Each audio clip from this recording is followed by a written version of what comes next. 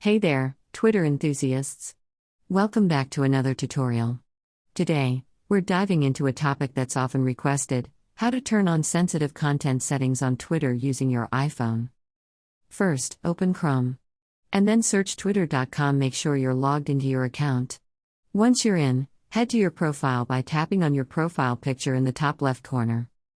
Scroll down until you find Settings and Privacy. Tap on it, and then select Privacy and Safety. Here, you'll find various privacy settings. Look for content you see. You'll see an option called Display Media that may contain sensitive content. To turn it on, simply tap on the switch. And there you have it.